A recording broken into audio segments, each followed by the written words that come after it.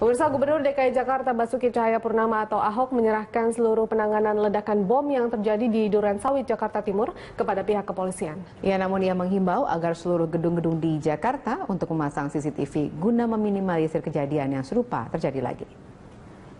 Ia menilai pemasangan CCTV di tiap gedung yang ada di Jakarta dapat mempermudah pencegahan kejahatan. Selain itu dapat membantu security gedung untuk melakukan pengamanan. Selain itu seluruh CCTV juga harus terkoneksi dengan pihak kepolisian untuk membantu pihak kepolisian dalam mengusut penyebab ledakan yang terjadi. Ya, kita tentu serangan Bapolda, terus kita udah himbau berkali-kali supaya semua gedung itu pasang CCTV.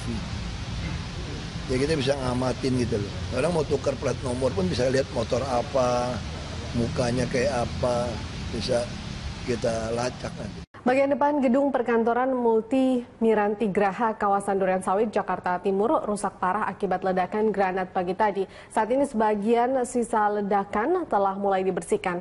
Untuk mengetahui kondisi terkini kita sudah bergabung dengan reporter Cikal Multazam dan juru kamera Eka Pamungkas di kawasan Durensawit, Jakarta Timur.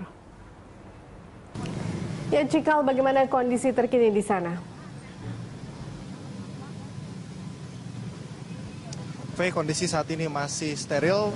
Saya di sini tepat berada di depan gedung di mana masih ada garis polisi atau polis line guna menjauhkan dari warga. Dan untuk kondisi sendiri untuk bangunan saat ini saya akan menunjukkannya juga kepada Anda.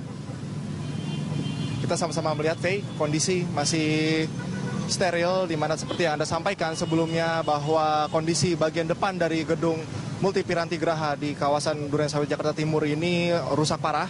Ini adalah bagian atap dari bangunan yang dimana ini menjadi salah satu yang terkena imbas dari ledakan tersebut, di mana atap tersebut hancur dengan kondisi yang cukup parah, di mana kita bisa juga melihat puing-puingnya yang berada di bagian bawah gedung. Ini merupakan lemparan hanya ada satu granat, namun ini cukup menghancurkan di bagian depan. Kita bisa melihat juga ada serpihan kaca-kaca dan juga ada serpihan dari bangunan atap yang masih berada di bagian depan gedung. Dan memang pada kejadian sekitar pukul 3.30 waktu Indonesia Barat pagi tadi ada satu pengendara motor, diketahui dari saksi warga yang memberikan keterangannya di sini, melemparkan dari bagian depan gedung. Ini juga merusak kaca yang berada di bagian depan dari gedung ini, dan saat ini memang masih ditelusuri bagian dalam apakah ditemukan material-material lain yang terdapat atau bisa membantu adanya penyelidikan dari kasus ini. Dan pada saat tadi siang, dari pagi menjelang siang tadi sempat ada rekayasa lalu lintas, mengingat di sini kondisi masih kondusif atau steril. Namun di sini tadi kami melihat bahwa lalu lintas sudah bisa difungsikan seperti biasanya. Tidak ada lagi penutupan atau rekayasa jalan yang terjadi.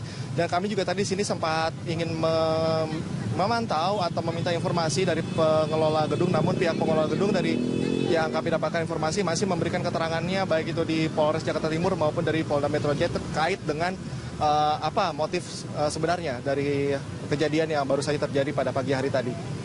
Veronica. Ya, Cikal, bagaimana dengan pengawasan di gedung yang ada di belakang Anda saat ini? Seperti kalau yang kita lihat tampak di layar terlihat sepi, hanya terlihat polis lain. Apakah memang pengawasan masih cukup ketat terhadap gedung tersebut? Karena kita juga mengkhawatirkan adanya serangan susulan, begitu?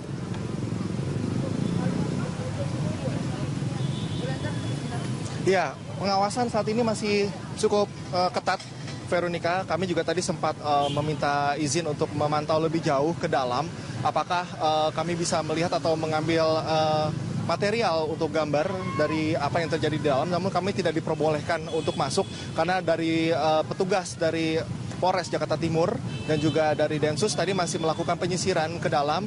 Tadi juga sempat memeriksa apakah CCTV bekerja pada malam hari hingga pagi hari tadi untuk melihat rekaman apa yang terjadi. Namun ternyata dari informasi yang kami dapatkan bahwa CCTV berada di dalam gedung, artinya tidak bisa menangkap keluar sehingga dari rekaman tidak ada gambar pelaku dari pelemparan granat.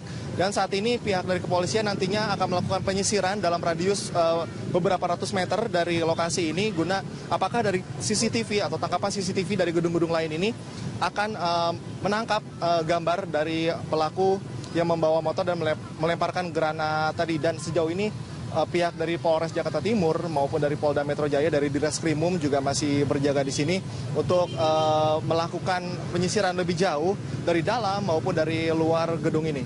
Veronica. Ya, Cikal, apa hasil sementara dari penyelidikan yang telah dilakukan pihak kepolisian?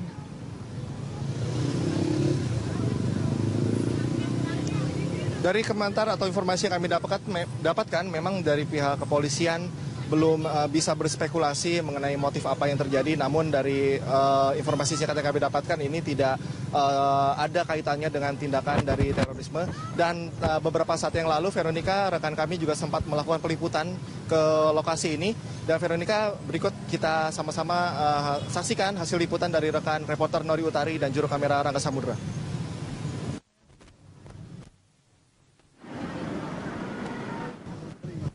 Pasca ledakan granat yang terjadi di gedung perkantoran, tepatnya di gedung perkantoran Multi Piranti Graha Duren Sawit, Jakarta Timur.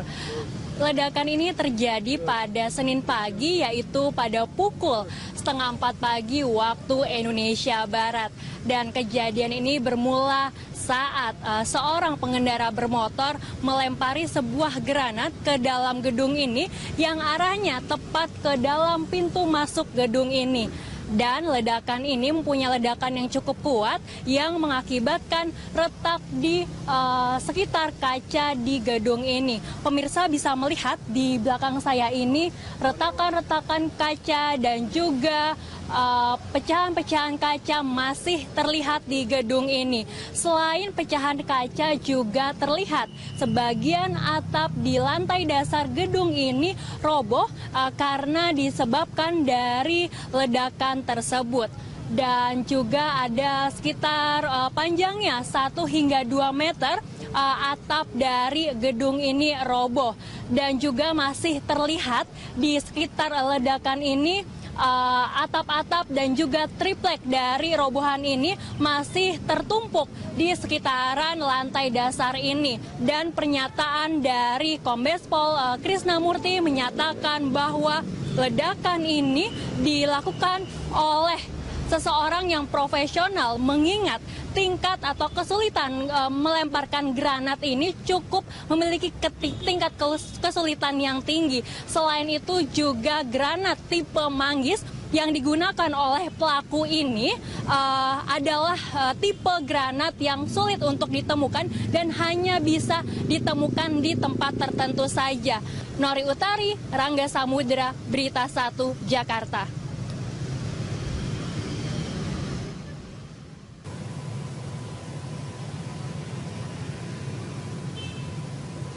Veronica, dari keterangan yang kita dapatkan dari Nori Utari tadi bahwa memang tidak ada tindakan dari terorisme, namun dari granat yang dipakai adalah granat jenis manggis yang tidak sembarangan orang bisa menggunakannya untuk melakukan peledakan. Inilah yang seharusnya menjadi fokus dari pihak kepolisian agar nantinya tidak meresahkan warga di sini, khususnya dari Jakarta maupun di wilayah manapun, karena ini artinya ada kebebasan dalam penyaluran dari alat-alat peledak ini yang cukup meresahkan.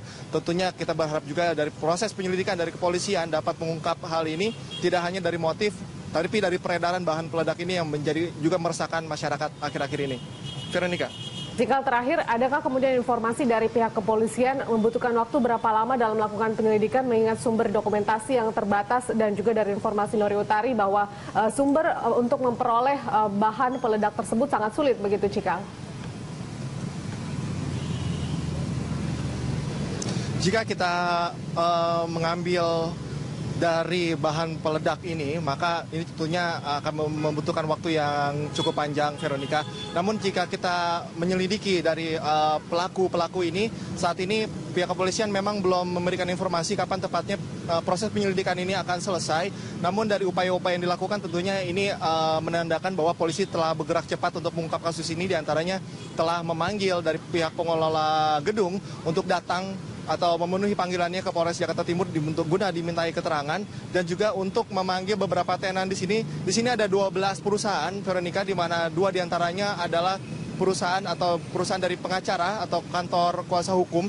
Ini yang menjadi fokus juga karena kita sama-sama tahu kinerja dari pengacara ini, Veronica, rawan sekali persaingan di sini. Ini juga yang akan diselidiki lebih lanjut dari kepolisian, dan juga dari 10 tenan lainnya juga akan dimintai keterangan terkait dengan adanya persaingan bisnis, mengingat ini adalah dugaan paling besar, kemungkinan paling besar terjadi adalah tindakan dari persaingan ekonomi sehingga memancing adanya tindakan-tindakan teror.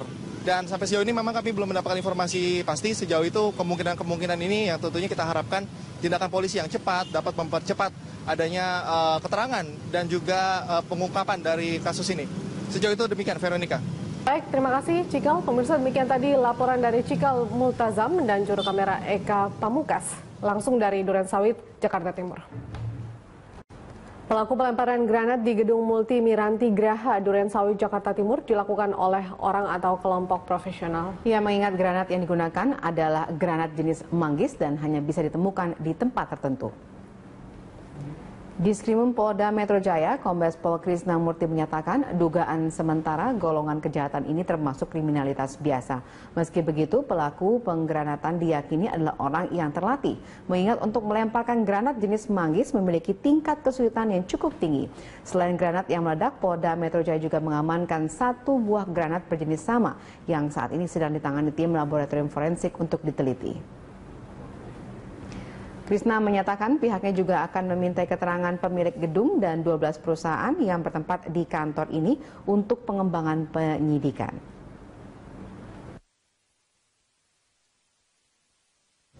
Bahwa ini dilakukan oleh orang yang lumayan profesional, karena melempar granat itu tidak mudah.